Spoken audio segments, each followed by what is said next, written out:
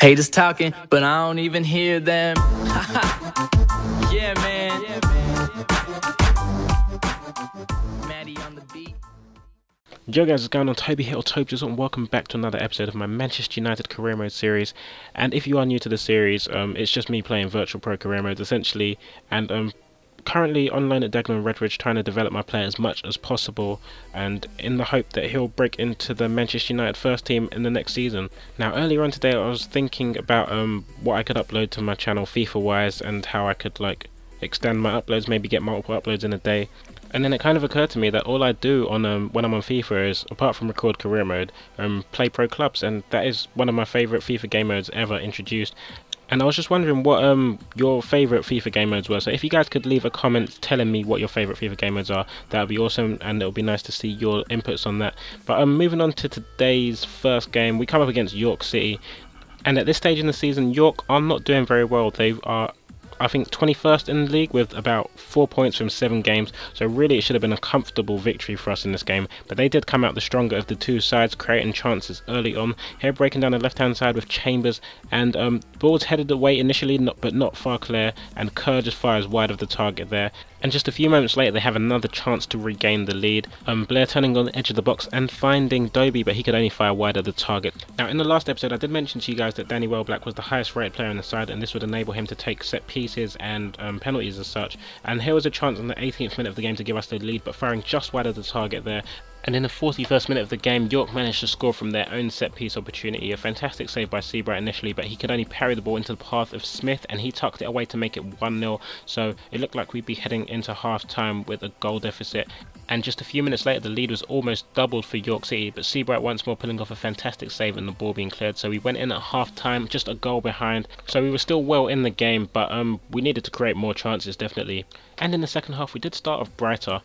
Danny Welblack floating across in the first 5 minutes of the half, the ball falling to Saunders, but he could only fire wide of the target. And just a few minutes later, we created another chance. Alito breaking through, really should tuck away here, one-on-one with the goalkeeper, but fires straight at him, and the keeper manages to make a save. And eventually the ball does drop back to him in the box, and the keeper makes another fantastic save to keep the score at 1-0. And it's not until the 85th minute of the game that we get another clear chance. Danny Welblack firing just at the keeper there, making a fantastic save down to his right, and that is how the game finished. So 1-0 defeat at home to York City, a really disappointing result, and that is one of our lowest ratings of the season so far. Unfortunately for us, it was a league game, so dropping our average rating down significantly there. But going to be looking to pick up our performance in the Cup against Cardiff City. Now Cardiff are 2 divisions above us. We are in League 2 and Cardiff are in the Championship, so it's always going to be a tough game for us.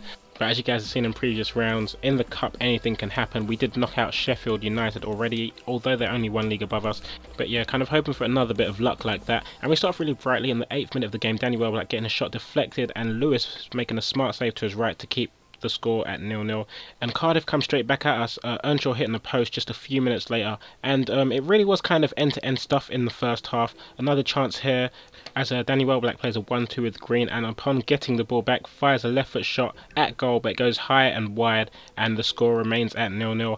And Cardiff do come straight back at us. Whittingham this time on the right hand side getting a cross in, and Earnshaw heading over. So it's Danny Welblack and Earnshaw with the 2 chances of, or the 4 chances of the game, 2 each for their sides.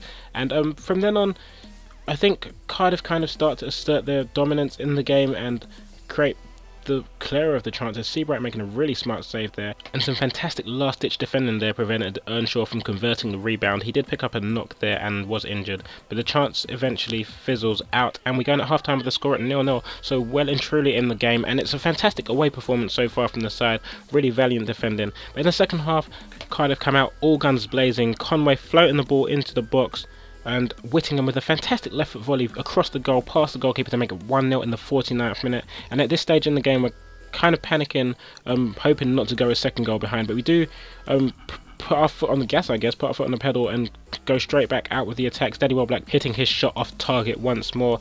However, just 2 minutes later, the ball is played over the top, and Welblack brings it down on the chest before turning the defender and firing past the goalkeeper on his left foot to make it 1-1 in this game. And you can see how much it means to him there, little celebration. And now Dagenham and Redbridge right back in the fixture and hoping to capitalise on maybe a little bit of momentum. Fantastic little turn there and a lovely left foot finish past the goalkeeper. And after that equaliser, there were very few chances up until the 89th minute of the game, where Danny Welblack fired a shot at goal once more, but but fired wide of the target, and so the game finished 1-1 in normal time, and we head into extra time. And it wasn't until the 115th minute of the game where we see the first goal of extra time. Danny Welblack turning once more on the edge of the box and firing past the goalkeeper, this time on his right foot, to make it 2-1 and put us in the lead for the first time in this fixture. They're picking up a couple accomplishments as well.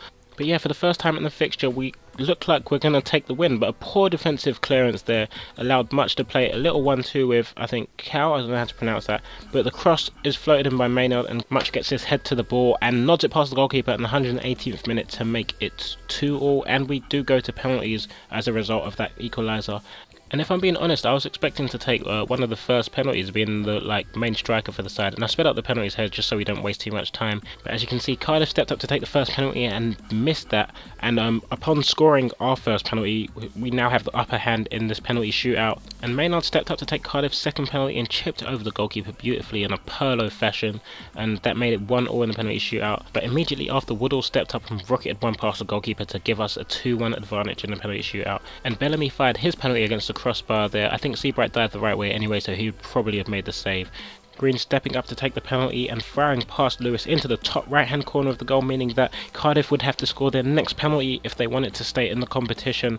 And it was Much who scored the last gasp equaliser in extra time, stepping up to try and convert against Seabright, who'd made some fantastic saves, and he fired to the left of the goal, but Seabright also dived that way and made another fantastic save to add to his collection of saves in this game and put us through to the next round. A fantastic goalkeeping performance and a fantastic team performance all round, pulling off our second huge cup upset of the season, and an 8.8 rating for Danny Welblack. A fantastic individual performance for him as well. I hope you guys have enjoyed this episode. If you have, feel free to leave a like. If you didn't, hit the dislike button, but if you've enjoyed the video and you think you would enjoy the rest of the content on my channel, feel free to subscribe, and I'll talk to you guys in a bizzle. Peace.